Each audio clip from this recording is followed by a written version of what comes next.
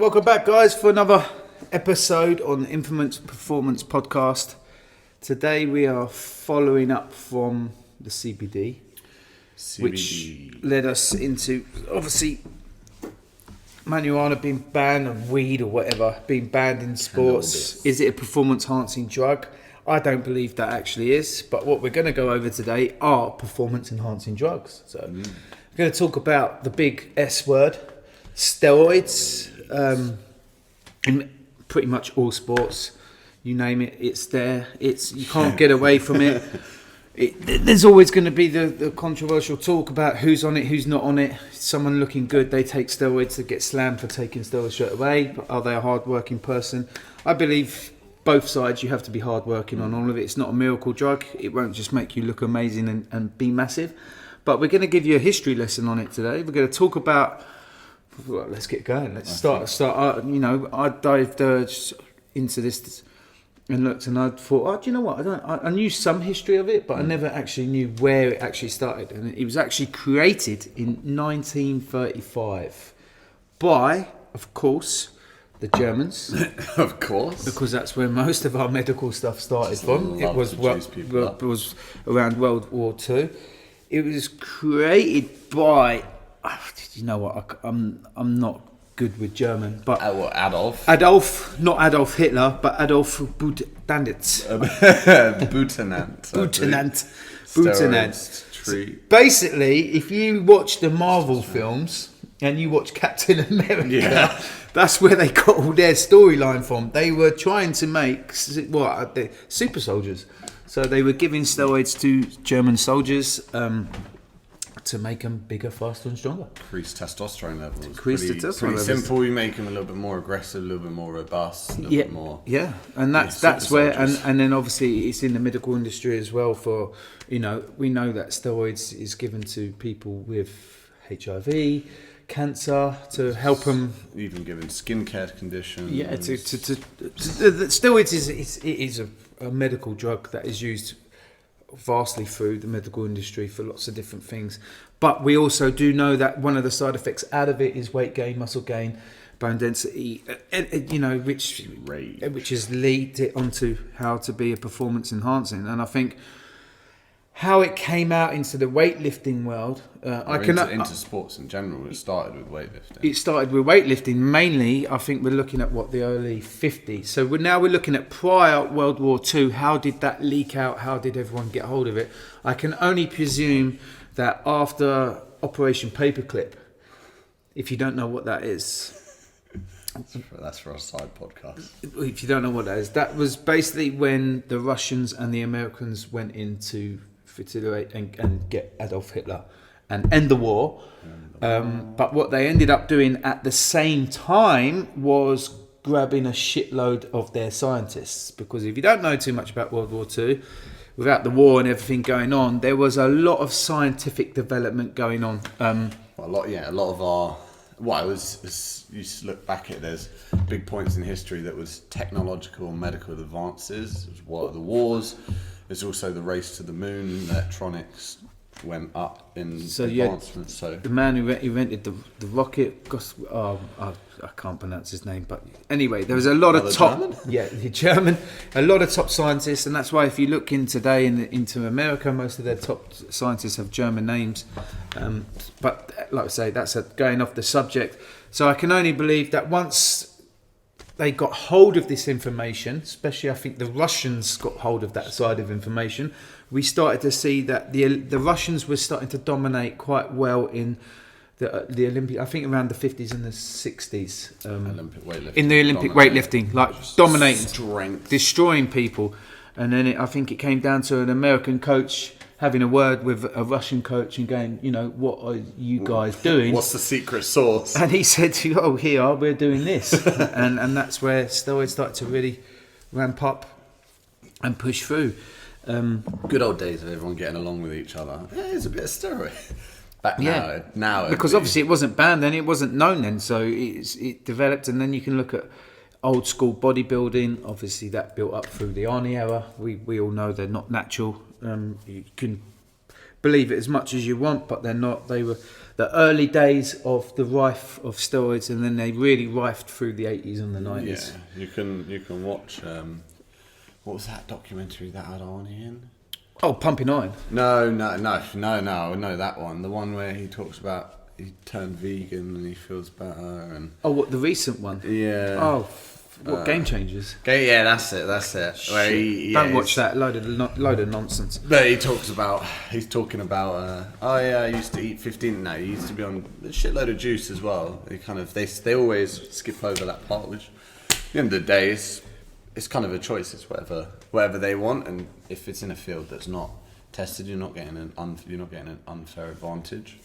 You still got to put in the work, as you said at the beginning. That's the difference. And that's where it all sort of like generated from. They eventually did get banned, I think, by the Olympic Committee in 1975. That's when they started to register it and realise, okay, this is cheating, which theoretically it is today known as cheating. It's a banned substance. So if you're in any sport and it's listed as banned, you shouldn't be taking it. It's cheating. It's the same instance as, say, you was in an MMA fight and they say, right, you're not allowed to downward elbow. If you do that, it's technically cheating. So if it's in the rule book, it's in the rule book. So you can't take it.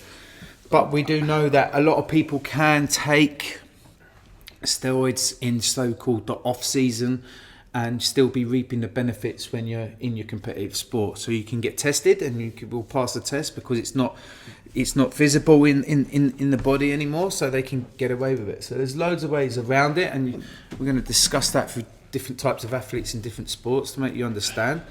Science of it today is kind of being on it, cycling off, cycling off. There's so many nuances to it now. Like some of the best bodybuilders, the IBF pros, people who go to Olympia, they'll have a specific coach just to cycle their steroids, look at their blood work, make sure they're actually doing it correctly. Because as I said, like in bodybuilding, it's allowed, right? From what I know, it's not. They're not tested. Yeah. It's same as strongman, the world's strongest man. We know they're not tested because you're not going to have the world's strongest man without being performancely enhanced. So. And then you go into fields of powerlifting. They've got tested, they've got untested. So if you want to take whatever you want, go to the untested field. Hopefully you won't have an advantage over the rest of the field because everyone else will be on drugs as well. So whereas the tested field, you do get in-season and off-season testing within powerlifting. So there's different disparities, and I don't think from what I remember, I'll look it up in a sec, but there's not a huge profound difference between the tested and untested in strength levels, which is quite kind of amusing. Yeah. So to a set. Let's go to what. Now we've talked a little bit of history, how they came about. What do they actually do? So we all know, everyone knows, right? The first thing they make you bigger and they make you stronger.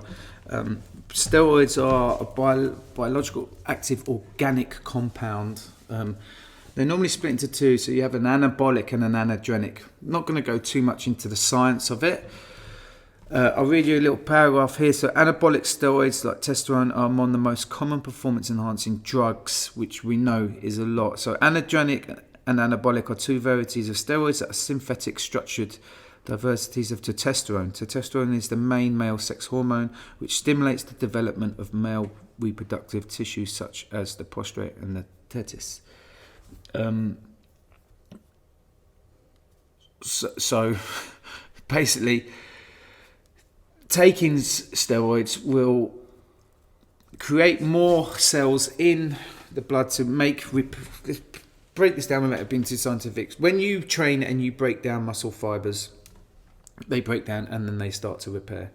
When you take steroids, they repair fastly, quicker, and with more cells, so you get bigger and stronger. It's not, like I say, it's not just a miracle drug where you can do that and expect that to happen. Like, you have to be training really well. You still have to have all your other protocols going on. So the sleep, the eating, the nutrition, it's like an add-on, so it spurs on more. So you get a few people thinking, oh yeah, if I just take this and sit on my arse, I'm going to look like Arnie. It will not be like that at all. You have to put in still the hard graft, whatever sport that they're in.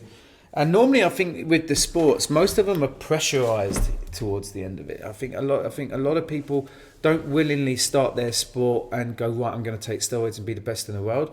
I think it mainly comes down to the pressure of normally the person on the top. Now, normally the person on the top could be the genetic freak, and is very good at their sport. And then I think once you look down the ladder and you look at the people who are willing to win so hard, I think they then fall into the trap that they train super hard, they do everything as hard as they can, and they get to the peak of their element, but they just haven't got that win to beat that person. And then that's when I think they slip down the rabbit hole and get caught on performance enhancing drugs. Well, you're in any field, and like you do anything that you are passionate about and want to be in the best in the world, I think to a degree you're gonna do anything you can to be the best in the world. If you've got that drive, from what I've seen of high level competitors, like it's just something innate, it's something inside. They can't stop or won't stop.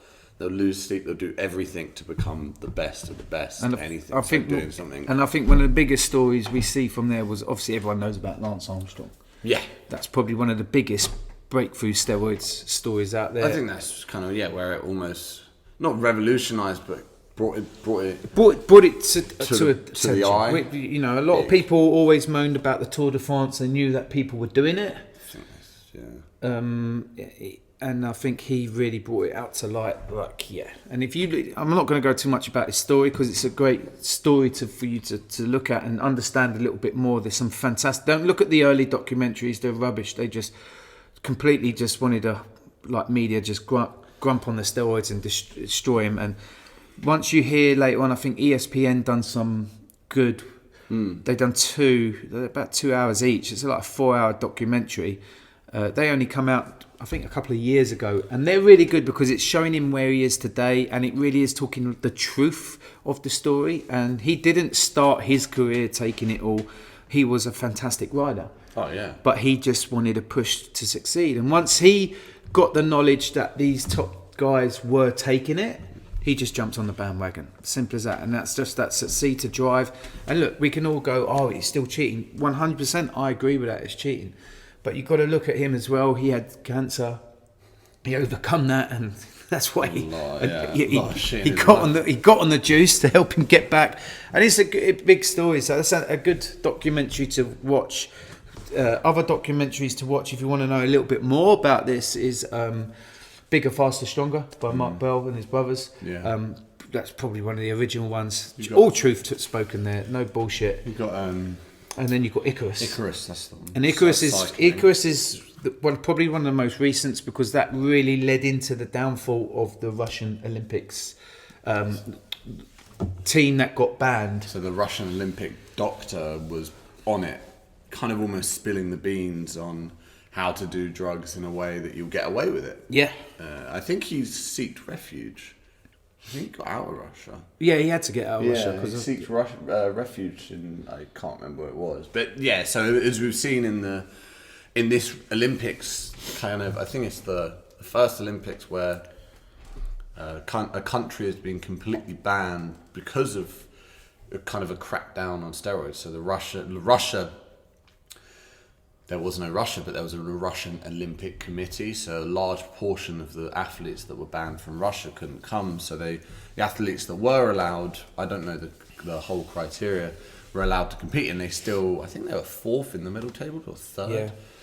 So, and there was still quite controversy around them, even though there was a lot of people saying, well, it's unfair, like you banned the whole country because of the ripeness of performance-enhancing drugs, yet you're still letting some of them in. So it's kind of a different topic, but that's the first time in history we've seen. So there is definitely been a switch, and it's almost a turn-up since Lance Armstrong came out, or got caught and then came out saying he'd done steroids, because it kind of opened up the whole world's view to, like, everyone knew steroids were kind of out there, but it was like hush-hush, not spoken about, whereas it came out to full view that, yeah, there is some of the best in the world. The 7 times Tour de France winner, which was like astronomical. Yeah, he was on drugs. Yep. And a fair few of them. And and that's what we're talking about today. It's a topic that a lot of people don't understand. And what we're trying to do is just let you understand a little bit more about what they are, what they do. obviously, it works with the male hormones, and females can take it as well, and produce to get bigger and faster and stronger as well. It's just to make you understand what it's about, because there's one thing it gets rumored down, like as soon as you mention steroids, a lot of people treat it like crack and heroin. They're like, oh, it's so bad. It's not quite as severe as that. It can be a dangerous drug if it's overused, just like anything else. Water. I think the most danger out of it with it is that it's accessible to get to without the right information. Meaning you can't go to your GP and go, look, doc, I've just grabbed a load of Sus and Deca. How do I take this? He's going to obviously not tell you anything, because he could get his license taken away. So then it comes down to normally your local gym rat who goes, yeah, why don't you do 750 milligrams of this and blah, blah, blah, blah, blah, and then you're doing a shitload of stuff that's just messing around with your productive and down the line crash and burn. So it is a case, I think now, especially I've seen now, it's very accessible now to go and get your bloods done. Privately, so you don't need to go through your GP. There's companies now that will do your bloods. They'll give you a full blood count on how your heart, your liver, everything is running, your hormones, your testosterone level, and understand the balance there. If you are thinking about doing it, then you should definitely be doing that first, and then finding someone who can give you the right information to do the right amount. Because I think from my case, when being a younger bodybuilder, I've used steroids for a few years before I went to MMA. Obviously, I never used it there. I didn't see the point in using it, and I had to cut so much weight down. It would have been near enough impossible. But I've seen a lot of young people in the old gym I used to work in just get on it and not know how to do it. And then it came a case of they think by doing more, you're going to get more. And that's where it becomes a health risk, and it's dangerous. Yeah, I think the information out there for people who are doing it now is better. Like, it's kind of almost good that it's come to the public eye, because it's still predominantly in the bodybuilding world and also outside in the sports high performance. There's definitely going to be a pressure from people to take this next level, or take this, take that, and there is an abundance of information. I think it's also, before any implications of that, it's like set groundwork, set everything, and kind of ask yourself why you'd want to do it. If you're like, if you're not in we're not here to judge. If you're not in a sport that's where it's banned, you can kind of do whatever you feel free to. It's within the parameters of your life. If it doesn't affect other people, then it's completely down to you. I think people miss, as you said, like, it's misinformation. It gets such a bad repertoire because it is a bad substance, and when it gets spoken in sport, it's like, oh, you cheat, you blah blah blah blah blah. But at the end of the day, it's like, I've educated myself with it, so I understand it, and then I sit back and I think, well, we've got all these products in the shop that are all trying to label the same thing. This will make you bigger. This will make you faster. But because it's in the shop and you're buying that, it's okay. But realistically, most of those products aren't going to do that. They're just labeling it and making it a marketing to make you think, wow, yeah, I'm going to get bigger if I take this and if I do this and this. Where really the real stuff is there. A bit of test would do that for you. But like, if you're in a sport and it's banned, then that's the rules. Simple as that. You can't be taking it. And that's why I abide by that. And I go, yeah, I totally understand that. You can't. But if you're doing something and it's not in the rules, hey, it's down to you for you to educate yourself and start learning a bit more about it and understanding. Everyone. Yes, we see bodybuilders die mainly of heart problems and stuff like that. But then we've got to look at that and think, okay, look at the lifestyle of a bodybuilder. It's not the healthiest of lifestyles. Yeah, they look masculine, they look great. But when most bodybuilders cut down to a very low degree of body fat, that is not healthy. What stress does that put onto your internal organs? A shitload. And then you've got to look at, okay, when they're eating a lot, when you're putting on weight, as we know, what puts the heart under stress? obesity is a big thing. And why is it? Because it puts the heart under stress, because it's trying to regulate and pump so much blood around a massive body that it's under a lot of stress. And these more things you've got to look at and think down the line. Was it their diets that had a big play of it? Okay, yes, you can put a label and put steroids would have a play. Of course it would. If you're taking a drug, it can. But is it all about that? No, I don't think it is. And every case is different. Every person who's had a bad time with it, or people who have died, we can look at many different things, and it affects everyone in different ways. And some. But I just think it's too easy for them to go, right, steroids done that. Label it. No, you don't know that. You don't know that. Yeah, I think there's also implications of even long-term effects from short-term use that need to be taken into, because there's been huge amounts of, especially in weightlifting, where it kind of almost originated in sports, is a lot of weightlifters have, and certain fight, and kind of a lot of people in lots of fields have been caught for steroids, banned for say 2 years, and then allowed to return to the sport. So in CrossFit, Ricky Garrard is currently going to be back next year after serving a. Ricky Garrard is coming back, but he didn't technically take a steroid. He took what's now called a SARM, which is a selective androgen receptor modulator. Which people be like, okay, yeah, whatever. Yeah. It's an androgen receptor modulator. SARMs are another class of androgen receptor ligands. Basically, they tried. Without spilling out all the big words and getting lost, it's being a steroid, and it's supposed to have less side effects. So it's supposed to be a safer way of a performance enhancing drug. They're fairly new on the market. These are really accessible on the market, meaning young men can get these on the internet, and you can look at it just like a normal product from the shop. So you wouldn't know it's banned unless you go onto the committee where you've got to look for all the banned substances. Eventually you will start to find these on there, and SARMs are bad. From what I've looked at, they still have the same sort of side effects. So we all know that once men are taking anabolics or analgesics, eventually what will happen is your testosterone, your natural productive testosterone levels, which is all produced from your testicles, will then slowly start to stop, because once you're putting in a artificial test, your body will recognize that, and over a period of time it will go, well, if you keep putting it in, why should I still keep making it? That's why when you see young men taking steroids, they have such a high drive of tests, because their natural tests, we all know, I think your natural tests don't start to drop off until you get into like your 30s, mid-30s. Then you'll start to slowly, your natural testosterone levels start to go down. So, and then you get into your 40s and your 50s. So obviously as you're getting older, your natural productive starts to slow down, which is just the way of life. So when you're young and you've got your natural test boosted up, and then you're throwing in amounts, which could be, I've seen some people take stupid amounts.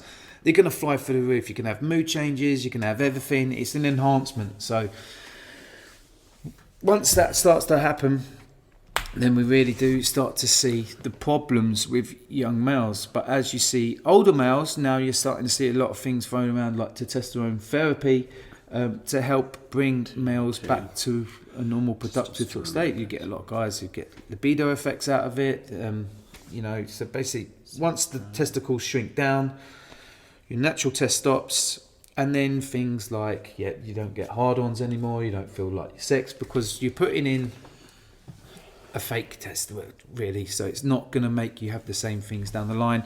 And then you have to go into post-cycle therapy, which not a lot of people know about, and that is something that's can be very tricky. Everyone normally gets the timing wrong, but there are some people out there who know it very, very well and can help you with that. So if you do that all wrong, you can leave yourself in quite a sorry state.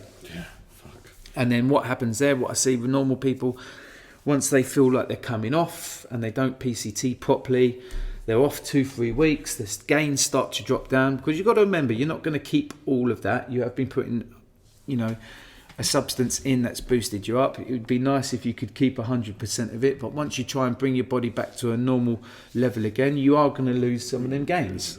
And then that's when the body dysmorphia can kick in, the mental side can kick in, so then people get back on it, and then they're on it for too long, and then it can become a horrible cycle. So you have to be quite disciplined with it, and you've got to understand it. And once you can do that with it, then you can be a lot healthier with it.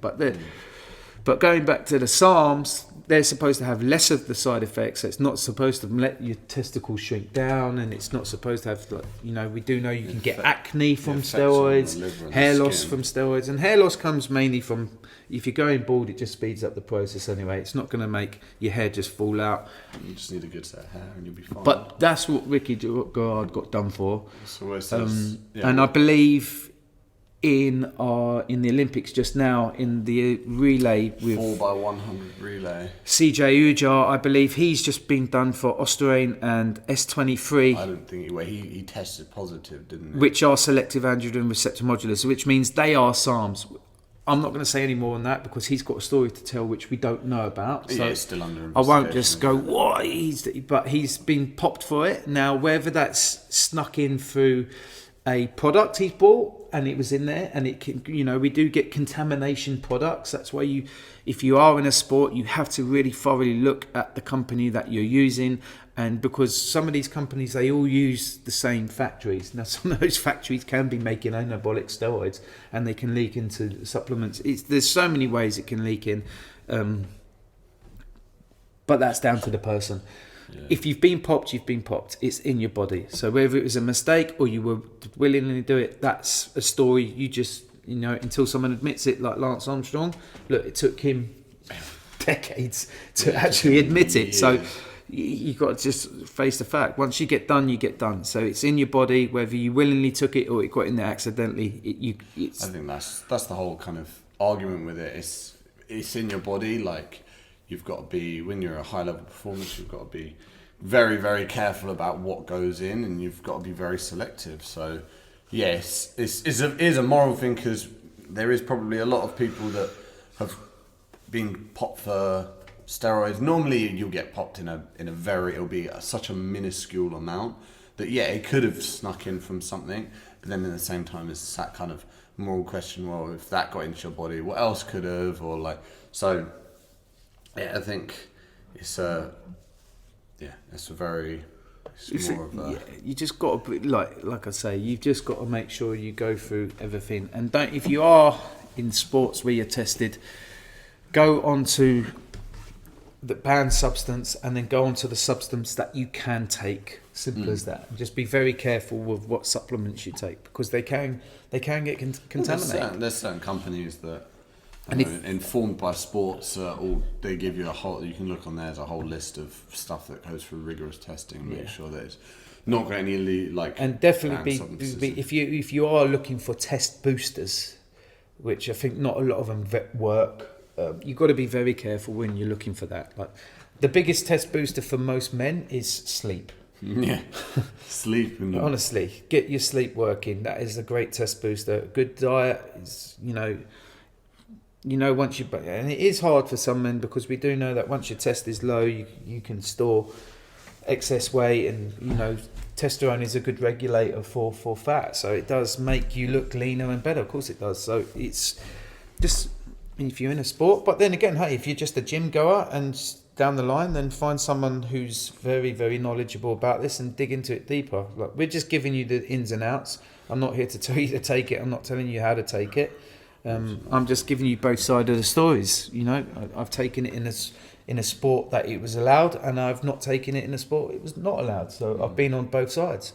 I don't agree with it. If you're to be tested in a sport, then you shouldn't be taking it. If you're in a sport and there's options for you to take it, then get yourself knowledge and understand it. Yeah, I think the other thing is like the impact of it longer term, even when you're not on it. So, as I was saying with Ricky Garrard coming back, we'll kind of see we'll potentially see the effects that could have happened whilst he's not on it. I can't wait for him to come back. I think it's going to be really exciting to see him back in the games. He's going to be like the villain. I love it. It's going to be you need exciting. a character in the games. But you know, I follow him on Instagram, and I do think he's a hard-working athlete. Oh yeah, He's obviously, and that's the thing. You can't. you know, You've got to work hard. You can't just take it and sit around. all right, he got popped. Yes, he did. But you can't still take away that he's not hard work and puts in the graft to do it. And so we're going to see that. Will we see the same Ricky Garrard? Hopefully we will. Otherwise, the tail of the tape will lay out. We'll see from next year's CrossFit Games. I'm sure he'll make it to the CrossFit Games. Like I say, he's a phenomenal athlete. So, and from what I know is as well that they've been testing him still continuously throughout his ban. So that's one thing that I can say. I think he is a good athlete, and I'm excited to see him back because he's been tested throughout. So there's no chance he could have been slipping it in. And then also, what's the residual effect that the test from 4 years ago had? So, like, go back to, for example, as we spoke about in one of the other podcasts, Lasher. So, back when he was a 20-year-old kid, I think he got banned for 2 years for taking some form of anabolic steroids. So it's like, what impact does that have? Like, I know he's 10 years down the line now, but what impact does that have 2 years or even 10 years down the line to your body? It's kind of. What was about the what? Remember, was it Lillian, the best fucking Olympic lifter? Yeah. Oh yeah. Ilian. He got the Kazakhstani, one of the best Olympic lifters ever. And he got done because what they do is once they take your bloods, they freeze them. They hold them. Because obviously with the testing range, people are always finding loopholes around it. Yeah. But then they slowly start to catch up and work it out. And then they can retest your bloods. And he actually got his medals taken away from ones that he actually passed the tests. Can never pronounce his name, but Warm Body, Cold Mind. Tarokathy? Oh yeah, He got the exact same thing. He got his medals taken away. But that's the thing. But also, it's like, okay, so you didn't. You might have taken tests when you were 21 and you competed it when you were 28 and you've served your ban or you've served years back. What kind of long-term effect has that had on your... As I said, it increases bone density, it helps increase muscle mass. What long-term effects and residual effects will you have 6 to 8 to 10 years down the road? And that's kind of... That's the risk. That's the way the risk. And that's why a lot of... Yeah, some organisations give a 2 years ban. Some organisations give 4 year ban. Some organisations like British weightlifting ban an athlete for life. They have such a hard stance. So, for example, Sonny Webster is completely banned from weightlifting in the United Kingdom because the BWL, the British weightlifting, holds such a hard stance on drugs in the sport of weightlifting. So it's one of the many reasons. There's loads of other reasons, but one of the reasons that they don't fund people for the Olympics because they feel like it's such an unfair category that everyone is kind of, they feel like it's, and then you've got to kind of say you're taking opportunities away from I think they used him as but, well, didn't they? They used him as an example because I think he got quite harsh. Well, yeah, and that's the thing. It's just like, is it very harsh? I know the amount that was in his blood was because I know he appealed, didn't he? So and minuscule. And he still tried to deny it, didn't he? So, and it's a case you can't when it's like that. You can't say anything. But it's still such mixed reviews. It's like some places 2 year ban, some places 4 years, sometimes lifetime. It's like where there's no one thought on it. It's like it could have a small benefit over a short period of time and then you're off. It could have a long-term benefit. I don't think it's... Yeah, in a sports performance, it's got enough understanding, enough investigation into it and the long-term effects.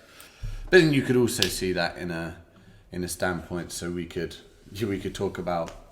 I know it's not an anabolic steroid, but the abundance of testosterone which anabolic steroids helps, and you can go into... probably save this for another one, but the Olympic weightlifter Laura Hubbard and how that has potentially had a long-term effect from the transition from a man to a woman. And you can kind of see it maybe in the same way as if you did steroids for 20 years and then went off steroids, and so it's like, what kind of long-term effect does it have on you? I think you've got to look at lifestyle as well, as you said with the bodybuilders. Yeah, and I think another sport that I've seen it when it used to be rife. If you look at UFC, You can clearly see in the UFC fighters who used to take it and didn't take it. What's his Alistair Ubery? Absolutely. And again, don't get me wrong. These are legendary fighters. They are good fighters. But back in the day, when they used to fight like Pride and K1 and the early days of UFC, before it came really strict with testing, you can see who's clearly jacked. Brock Lesnar comes in and Vita Belfort, you can see stages and you can see of a performance of when they were on it, and then seeing how their bodies were on it. Yes, they were older when they were told not to do it, so it's good, and you can just clearly physically see.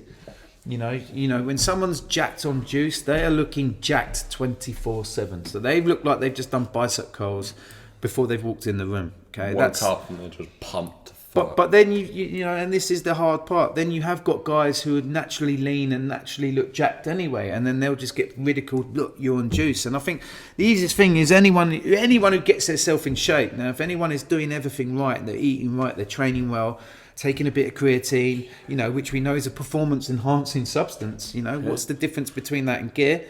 I know there's a lot to do with obviously testosterone and the genetic makeup of testosterone, but you're still trying to do the same thing.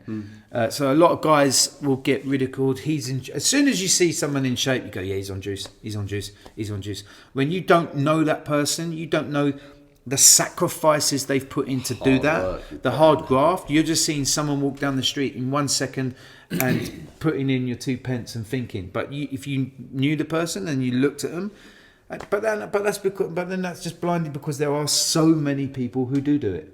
It's because it's not illegal. It's not illegal in this country. It's not illegal to take it. No, it's not illegal if you're. It's not illegal in a to sport. sell it, but it's not illegal to take it. If you can get hold of it, it's not illegal. So get that right. Obviously, it's banned in sports, but that doesn't mean it's illegal. But I think the main thing is, as you said, like the key thing is as I think Matthew Walker put in his book about sleep, the best performance enhancing drug around there is sleep. Yeah, it's like it's the natural way to get the best out of your performance, your recovery, your life is just getting sufficient hours. Good nutrition, training well. Then you can obviously we would talk about supplements to take on side. Like we know creatine is a super, and creatine is in your body, but so is the testosterone. Do you know what I mean? So when people go, I'm going to take creatine, it's a natural substance. I go, yeah, so is your testosterone. And there's so once you're bumping up the levels, and I think we can see like a lot from what I know. There's a lot of master athletes in CrossFit who are legally allowed to take it, but they have to have their levels checked. So when they check their testosterone levels for their age, it's got to sit in a certain category to go, okay, yeah, that's why you are on TRT therapy, because you need it, because you clearly do. But then there's a lot of people who try and say they need it when they don't really need it. But then, it's not the best. Is it the fountain of youth for older men? 100%. That's why you find a lot of high tycoon businessmen take testosterone. They take growth hormone, which we haven't touched. Growth hormone is different. I'm not going to go too far into that. Growth hormone is obviously a bad substance. Again, it's a performance enhancing drug. Not so much as steroids, so it's not going to give you the muscle size and stuff as quick. But over long duration of taking growth hormone, obviously there are a lot of beneficial effects that can have performance enhancing side effects as well. Yeah, there's not just anabolics and growth hormone. And then there's EPO. EPO, which is all about increasing blood count. So it's like altitude training in an injection. So like long endurance. So Lance Armstrong got caught for EPO. Basically, Lance Armstrong done it all. He done the line. He done it all. I think the main things were EPO. Blood doping. Yeah, EPO, which is like blood doping. Or blood doping is another thing where you just basically take a pint or a couple pints out your body, put it into a fridge, and then let your blood recuperate, and then add the blood back in. And it's increasing blood count. Yeah, you're increasing blood count. So now you've got an extra 2-3 pints of blood, which is at whichever sport you're doing, it's going to make you fitter and make you last longer. The amount of red blood cells. And that's how they find it. They just start to look at how many red blood cells you. And then you've got stuff like diuretics, and so there's kind of a drug for any sport. You'd probably look snooker or darts. Like what kind of performance enhancers they Beta can have. blockers. Beta blockers is a heart rate, like it lowers it down, lowers so the something heart rate so they can stay calm. Something like golf when you're on that 18th hole and you've got the you're fucking. shitting it, you're 5 under par, and No, the next man's 4 under who's right behind Is it a you. performance enhancing jog? Of course it Yeah, is. it's It's making him calm. It's making him focus. So there's loads of sports that can take a certain thing. You know, we've got Glenbuterol again. You know, can help your lungs perform better. You know, it was I think it was a drug mainly for asthmatics. all of these got created for. I think that's what Canelo got popped for, wasn't it? Yeah, back in the day. I think so. He got popped for something, and he said it's contaminated meat. Oh yeah, what sold Because in an obviously unmarked plastic bag. Glenbuterol was, you know, it is. I think it is a veterinary drug and mainly used in racehorses. So obviously, maybe he was eating horse meat. I don't know. Or he got his meat from an unmarked plastic bag. But there's been loads of, you know, there's across the board. There's loads of people. You know, God, Linford Christie got done. I think Dwayne Chambers got done. It's the You know. difficult thing. Like at the end of the day, the people that do the sports and get popped for drugs, it's okay. If you get caught, if you don't get caught, it's going to have to sit on their consciousness for the rest of their life. And that's ultimately what it is. And I'm a big believer in this. I look at it and go, right. A lot of people go, oh, is it in all sports? I think, yeah, it's rife in most sports. I think, and again, I think a lot of people get pushed into it. They don't want to do it, but they realise if they want to. Once you've got the succeed to win so hard, sometimes that can take over people's judgment, and then they can think, right, I want to win so bad, fuck it, let me do it. And it's that tale of the split crossroads, you know, and it's like, it's like take the red pill or the blue pill. Yeah, and you know, you can make that bad decision at the time, thinking you can get away with it, and if you've got someone clearly saying, yeah, we can do this, so when they test you won't get caught, and it happens to a lot of people. I would like to see personally, I would like to see it not banned. You wouldn't probably see much change. And that's what I've always said. Because I always feel like, right, if we've got all these records in different sports, so like weightlifting, 100-metre runs, stuff like this, I still think like now they're, regardless of you wanting to be good in the sport, there's many opportunities now with social media, YouTube, to make a lot of money. Now, it's just like the news. Bad news gets more views. Right, than good news. Now, if the world was flying around with unicorns and rainbows, and news wouldn't sell because everyone would be happy. But we know that. We know once there's bad news, people, it's almost like the fear and the panic. Fuck, I need to know. So that rezoning.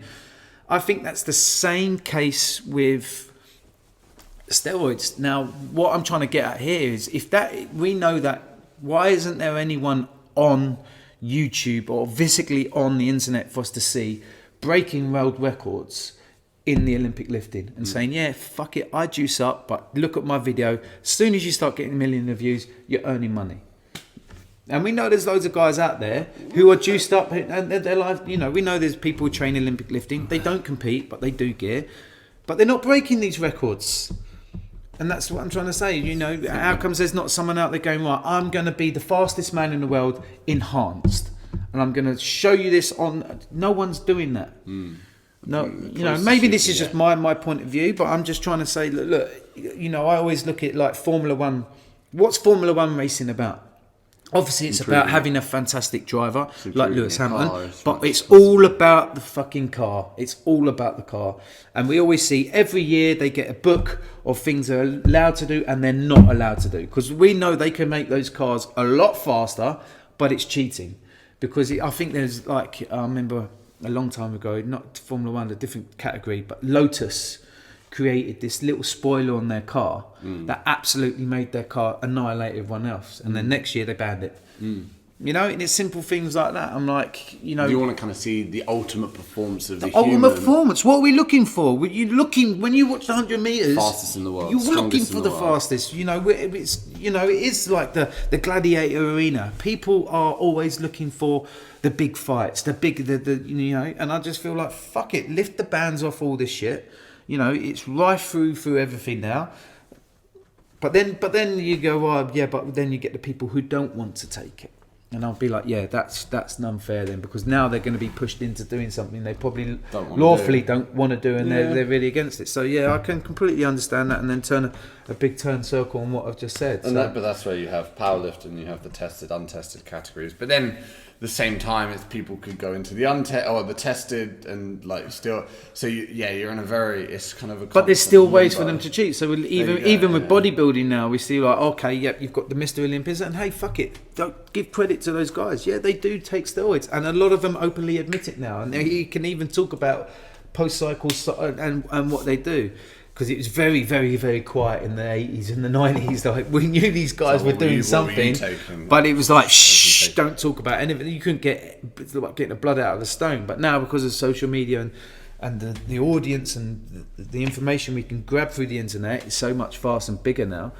But, you know, it just boils down to that, really, doesn't it? Yeah, I think, like, they get a bad rap in sports, clearly, because you don't want to see anyone getting an unfair advantage cheating. Don't forget that they still have to put in like a lot of fucking hard work to get where they are.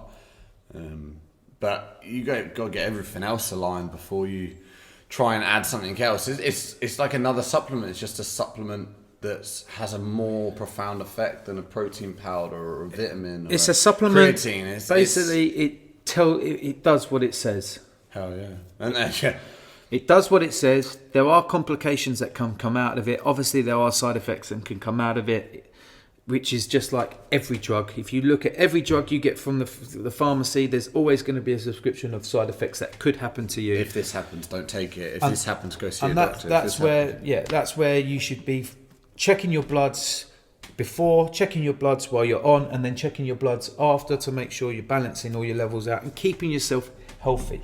I do believe it's not an unhealthy drug. It's an unhealthy drug when it's abused. It can be very beneficial to a lot of people where they are in their life. Yes, it is cheating. That's one thing you have to remember. It is cheating. But what I'm trying to take is get that stigma away from it. It's like, oh, it's so bad. It's so bad. It's not so bad. It really isn't. Because what you see is when someone says steroids, you see that juiced up, angry bodybuilder that's going to punch someone in the face. It's like that's probably like 5% of the population. And then who do steroids. and then we can look at what's it? Roid rage. Roid rage. Right. Let's quickly go on about roid rage. Does it make people maniacs? This is one thing I noticed. Right. It's an enhancement. Okay, so it's an enhancement. So not only will it enhance your performance in your body, but it enhances your personality. So I've always said, if you're a fucking dick, you're going to be a bigger dick because it's enhancing your dick of a personality. So you're a fucking cunt of a person, you're going to be a really bigger one. If you're nice and lovable, you're just going to want to hug everyone. But then I've even seen nice, lovable, quiet people, and then I've just seen a few weeks down the line, like they're changed, they're confident, they talk more, it's a massive enhancement to performance and to mentality as well. So that way it can be used badly and it can be used goodly. And again, when it comes down to the use of abuse and it's done wrongly, you are going to see a lot of bad side effects. I think there was one big one that remember the WWE wrestler Chris Benoit when he killed himself and killed his family. Tragic story. And then that's when you see steroids really get hit, because we all knew that those big wrestlers were jacked. Oh well, yeah, you can't be that throughout years. But after that, I think they started testing and said, look, we've got to play it down. And that's why you still see there's wrestlers there who are taking stuff, but it's not like it was where everyone was massive. They're all fucking Ultimate Warrior, fucking jacked, and Hulk Hogan. Yeah, mash people in the head with chairs. But if you look at the case of that, I think it wasn't so much the steroid. It may have had a part to play, but I think the case of CTE from all the concussions he had. It was the same story with that American football player, that young kid. It's a documentary on Netflix. I can't remember his name, but the same thing. He had CTE. And CTE is something to do with the brain and the impact of the brain, and it can have really tragic effects like that and make people do things really, really uncalled for, like Chris Benoit, and play with them psychologically. So I wouldn't say that was all down to steroids. I think it's enhanced. Yeah, and if you read, there's a document, you can see he had a lot of concussions over a lot of years and obviously had a big play. So stories like that, the media will ride with and go, look, because they'll show you fucking with his veins popping out, looking like an absolute psycho, and then you see the story that he's done, and people go, "Oh yeah, steroids done that." So you got, there's a lot. Put it this way: there's a lot of people in the world taking steroids. So there's not a lot of mass murders from people taking steroids, is there? So don't let them run with one little story and blur the world. Yeah, blur the lines. I think you definitely have to have everything in check before you add anything into your life. I think you used the analogy ages ago. I can't remember what for, but it's like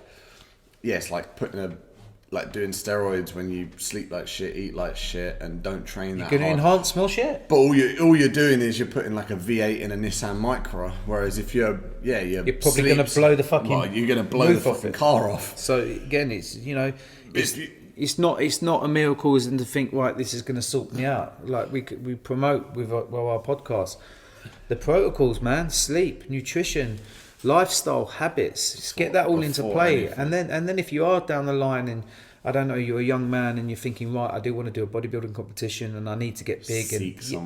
Seek for the right information. The right information. Don't just go to your gym rat and get a guy going, yeah, take this, that. That's not the right information, and it's dangerous. It is dangerous down the line. I think there's places now that are a lot more open with it. It's said with like I know you can go to pharmacies this is from documentaries that I've seen. You can go to pharmacies and get kind of like kits, like needle kits, for example. So you're doing shit clean, and you can seek more medical professional advice where people are going to help you with kind of most things. I think we're now at a more accepting time in life where the right information is out there, and the right people are out there willing to help and speaking out about it. You just got to find them. But get your shit in order first. Get your shit in order before you do. Don't just think it's going to sort you out. Like I say, it's an enhancement. So if your lifestyle and everything is shit, it's just going to enhance more shit into your life down the line. Trust me, it's not going to be a good thing to do. And then if you are in a sport, check it's banned. Don't do it, man. Just don't do it. Work hard. Do it. Get everything else. There's loads of ways for you to enhance your performance. Again, look at your sleep. I can't go on about those things enough. It's not the quick fix. Definitely not. No. But we'll leave that there. I think that's a big. I hope this has helped you understand it, what it's about, where it's come from. Obviously, if you want to know more. Check out those documentaries first. Bigger, Faster, Stronger, Icarus. I can't remember Lance Armstrong. If you look at, I think they're like the ESPN 30 for 30. They were the best. They were the best ones I watched, and you can get them via on YouTube and stuff. They're really good to just take a little understanding about it, educate yourself more, so that when you do hear steroids get thrown around, you understand both sides.